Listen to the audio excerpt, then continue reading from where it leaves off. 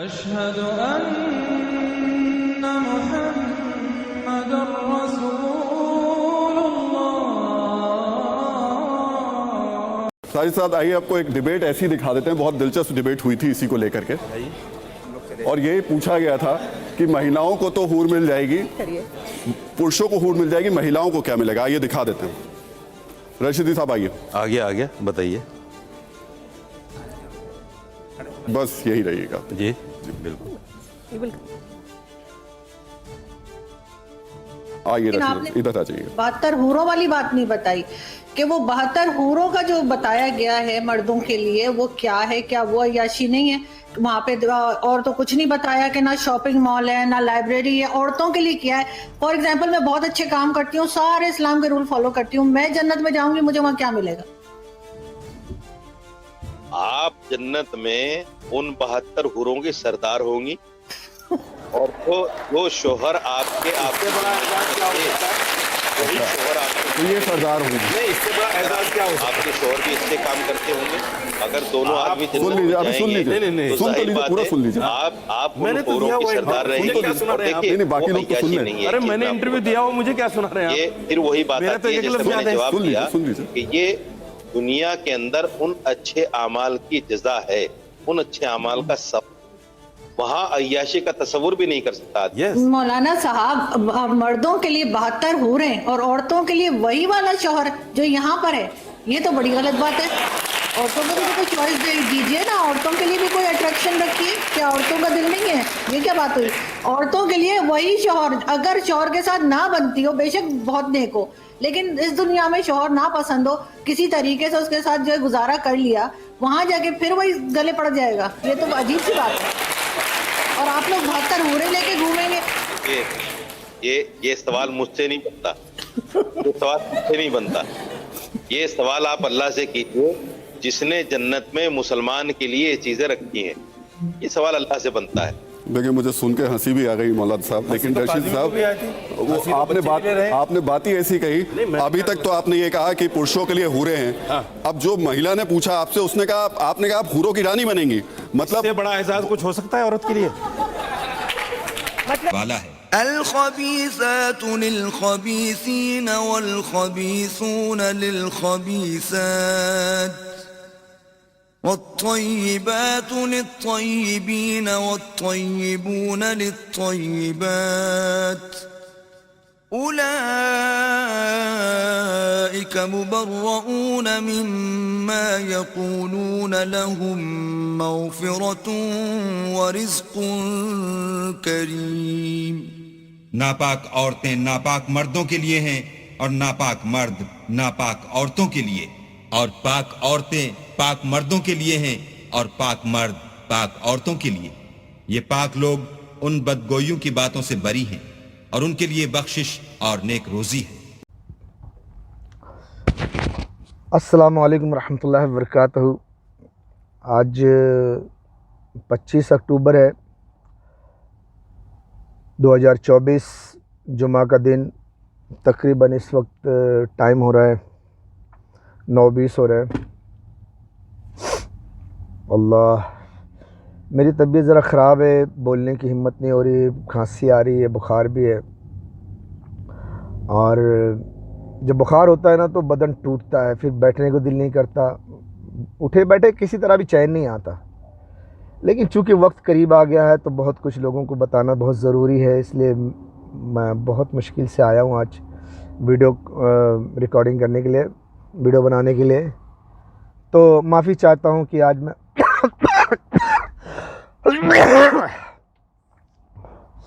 माफ़ी चाहता हूँ कि आज मैं आपको सही तरह से बोल नहीं सकूँगा। तो फिर भी मैं तमाम यंगस्टर जो हमारे कौम के मुसलमान लड़के लड़कियां हैं, उन सब से मेरी दरख्वास्त है कि देखें, मुल्ला मौलवी बहुत जालिम होते हैं, ये अपनी दुकानदारी करते हैं। ठीक उसी तरह जैसे पहले ज़माने में हर धर्म के लोग, जो नबी अंबिया अलैहिस्सलाम आए, उनकी कौम में आलिम उलमा थे, वो उस कौम में भी ज़ालिमों ने दुकानदारी की है, कौम को खुश करने के लिए फतवे दिए हैं, ख्वाह फतवा अल्लाह उसके रसूल के फरमान के ख़िलाफ़ ही क्यों न हो।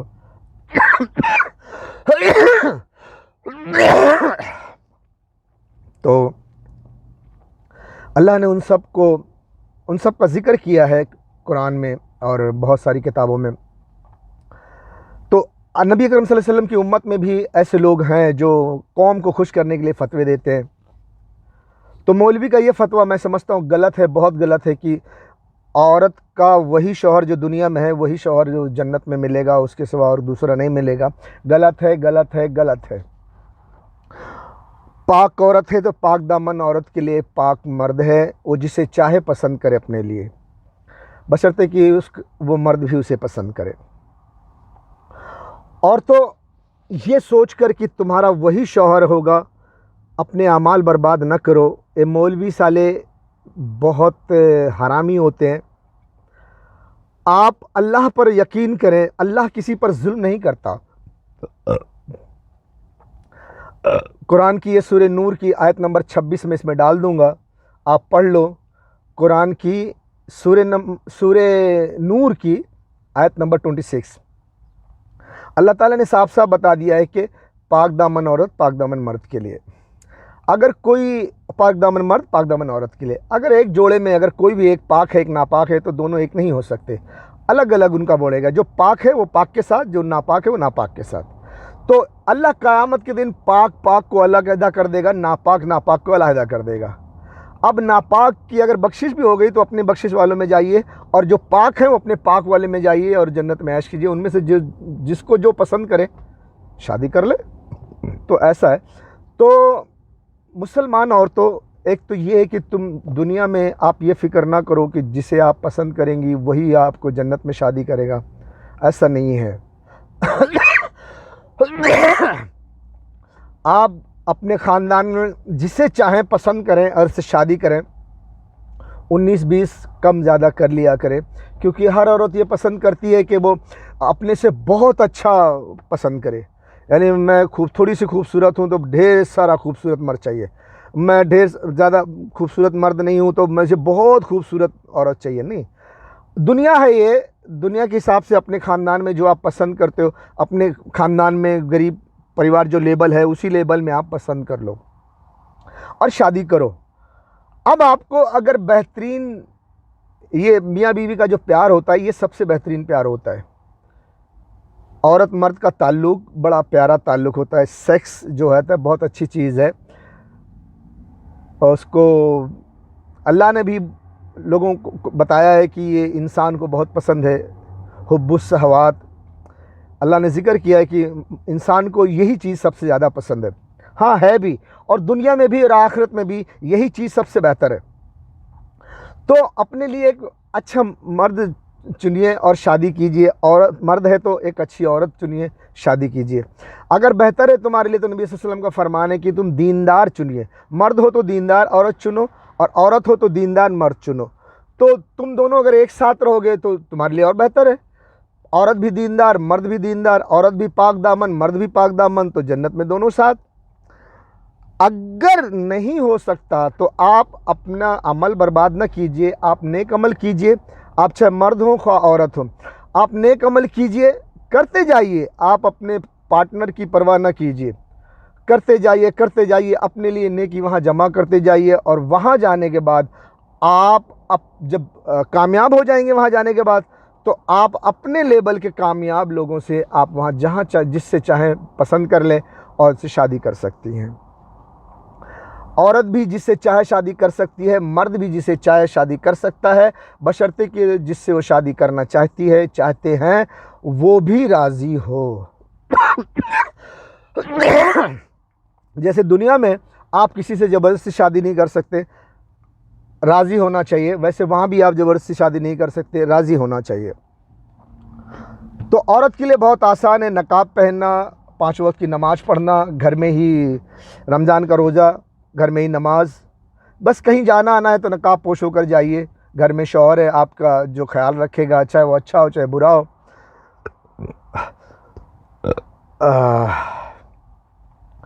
तो आपके लिए एक सहारा है, और शौहर भी अगर वो उसे भी चाहिए कि वो अच्छा ही करे, नेक अमल करे, ताकि उसका भी जो है ना अच्छा से अच्छा साथी मिले।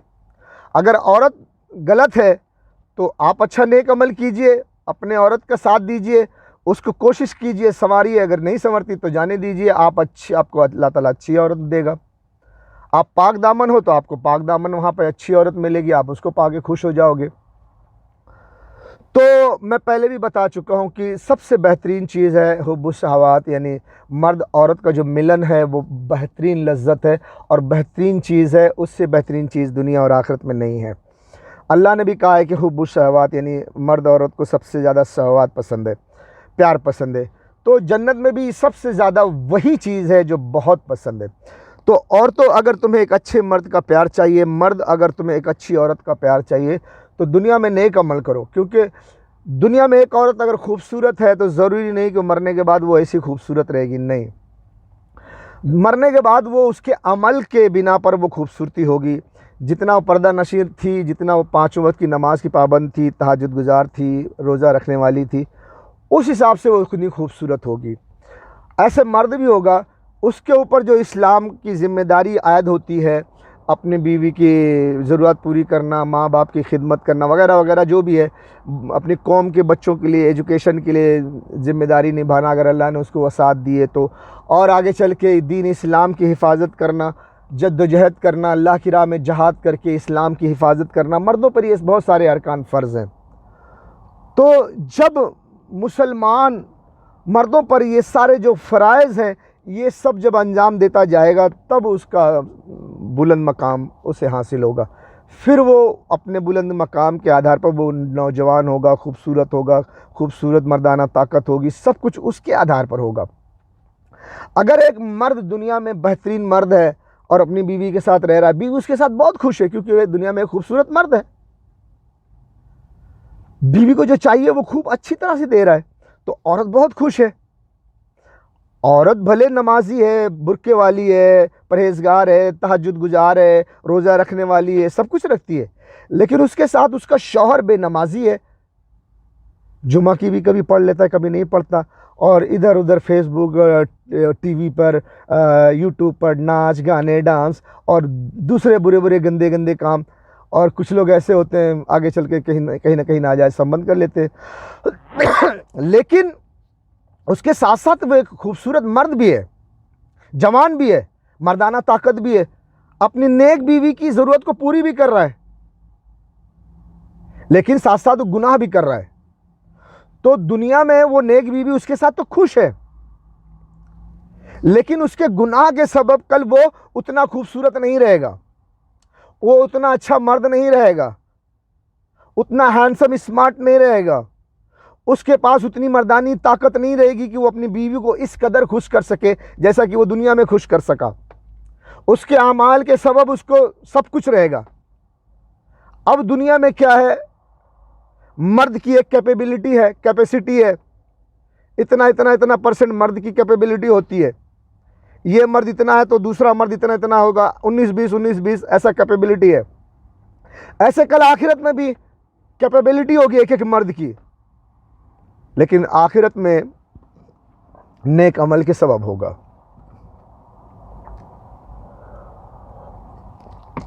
तो नेक अमल में अगर एक बुरा इंसान है तो एकदम डाउन हो जाएगा। बीवी एकदम नेक है तो फिर वो उससे कभी शादी नहीं करेगी, दुनिया में भले वो कितना भी खुशी का ख्याल क्यों न किया हो। इस पर थोड़ा सा उदाहरण दूंगा क्योंकि औरत के बारे में मैं समझता हूँ लास्ट है ये। अगर मर्द दुनिया में बहुत अच्छा है, फिर भी वो औरत अगर नेक है तो वो कभी भी उस मर्द को पसंद नहीं करेगी, क्योंकि वहाँ देख लेगी दुनिया के तमाम नेक मर्दों को, बड़ी खूबसूरत मर्द होंगे वहाँ पे। तो औरत तो ये ख्वाहिश रहती है कि वो अपने से अच्छा खूबसूरत मर्द उसे मिले। और दुनिया में भी ऐसा ही है, अगर एक औरत है, खूबसूरत है, जवान है, माँ बाप ने पसंद से शादी के वक्त जो मजबूरी होती है औरतों के ऊपर, वो सारी मजबूरियाँ मद्देनज़र रखते हुए ख़ानदान, परिवार, माँ बाप, पहुँच, जहाँ तक उनकी अच्छे घराने में हो सका उन्होंने शादी कर दी। अब वो लड़का ले गया अपनी बीवी को, शहर ले गया, शहर में रख रहा है। अब शहर में तो अनेक लोग होते हैं, अलग अलग कलर डिज़ाइन के लोग होते हैं, तो वहाँ रहने लगे। साल 2 साल के बाद उस औरत को लगा कि मेरे शौहर से ज़्यादा खूबसूरत मेरा एक पड़ोस में एक मर्द रहता है। अब कभी न कभी उसका दिल पलट जाता है और उस खूबसूरत मर्द से उसका नाजायज़ ताल्लुक़ हो जाता है। ऐसे सुनने मिलता है कभी कभी।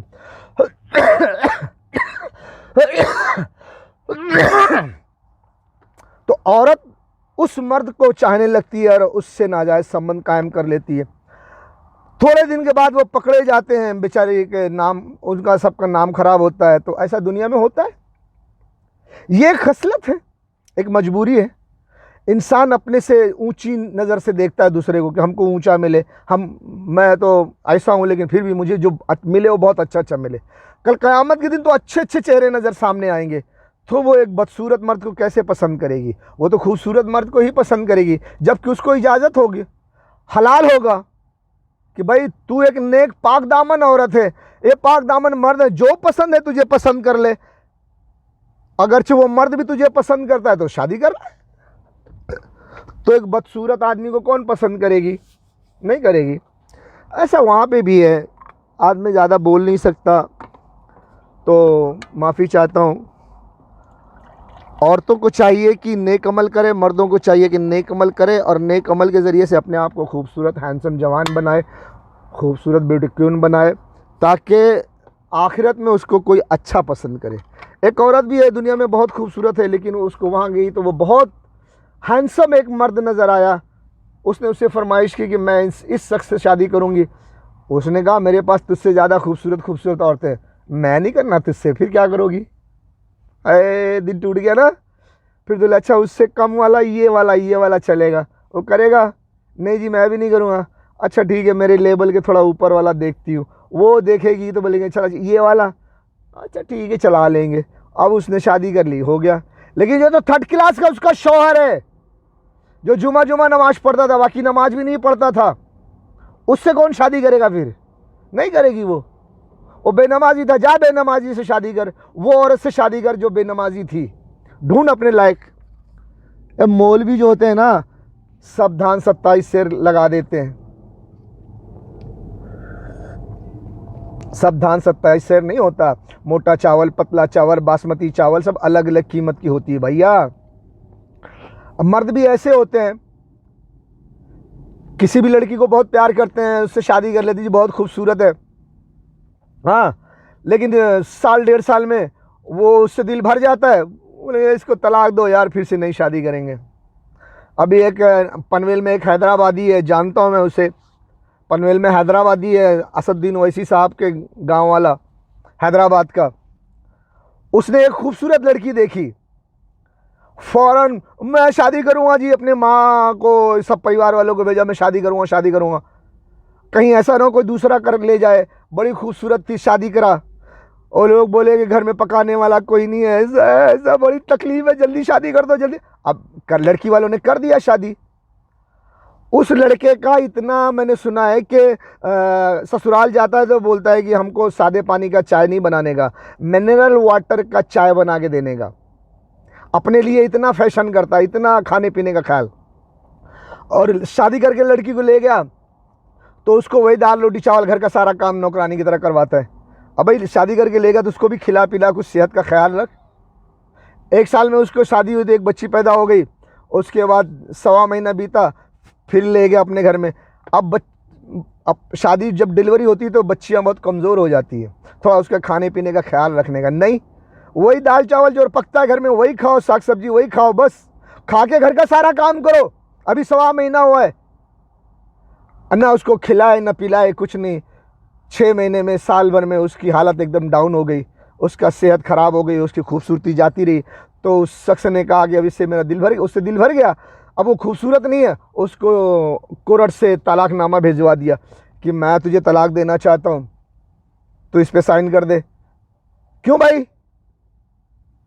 हर लड़की डिलीवरी के बाद कमज़ोर हो जाती है, अगर खाने पीने का ख्याल ना करो तो कमज़ोर हो जाती है, उसकी खूबसूरती ढल जाती है। तो क्या हर आदमी उसे तलाक दे दे? आजकल मर्द ऐसे हो गए हैं कि अब वो बेचारी कमज़ोर हो गई है, खूबसूरत नहीं रही तो उसको तलाक दे रहा है। ऐसे ऐसे लोग हैं। अभी कल वो फिर वही लड़की जिसको वो तलाक दे रहा है, 5 वक्त की नमाज की पाबंद हो जाए, रोज़ा रखे, कहीं जाए आए नकाब पोश होकर जाए, अल्लाह की इबादत करे और नेक औरत बन जाए, जन्नत में बड़ी खूबसूरत हो जाएगी। तो क्या इसी हरामी के पास जाके वो रहेगी? दुनिया में तो यही उसका शौहर था। मुल्ला मौलवी हो, हाँ, फिर वो तो कहेगी ना, तू तो मुझे तलाक देने के सोच रहा था, मैं नहीं रहूँगी तेरे साथ, अभी मैं किसी और के साथ, अल्लाह इंसाफ करेगा। वो कहेगी अल्लाह से, अल्लाह ताला ये जब मेरी खूबसूरती ढल गई तो मुझे तलाक दे रहा था, वो तो किसी कानून के डर से, किसी डर से फिर रख लिया या तलाक दे दिया, मैं दूसरी शादी नहीं की, अब मैं इसके साथ नहीं रहना चाहती, किसी और के साथ रहूँगी। अगर किसी हदीस में या किसी आयत में ये लिखा हुआ है कि दुनिया में जो शौहर इसका था उसी के साथ शादी करेगी, तो फिर ये लड़की इस तलाक देने वाले के साथ कैसे कर सकती है? मौलवी साहब, औरत ज़ात पर क्यों जुल्म करते हो? बहरहाल आज मैं ज़्यादा नहीं बोल सकता। वैसे मैं चाहता हूँ कि मौलवियों से मैं टकराऊँ और औरत के लिए वकील बनूँ। आज दिमाग से मैं माजूर हूँ, आवाज़ से माजूर हूँ, तबीयत से माजूर हूँ, तो मैं आज यहीं तक शायद चाहता हूँ कि बस करूँ। पर मौलवी साहब को ज़रूर इतना कहूँगा, मौलवी साहब मैं आपको चैलेंज करता हूँ, आज के लिए इतना काफ़ी है कि अगर आप कहते हो कि जो दुनिया में जिस औरत का शौहर था, कल क़यामत के दिन वही शौहर उस औरत का शौहर होगा, जन्नत में भी वही शौहर होगा, तो मुझे प्लीज़ दलील पेश करो। आप सिया सित्ता की किसी भी हदीस से आप मुझे को सही हदीस बताओ, हदीस का नंबर बताओ। है अबे जाना खजूर, औरत पर बड़े फतवे लगाते हो। तो तमाम मुसलमानों को कहूँगा और तमाम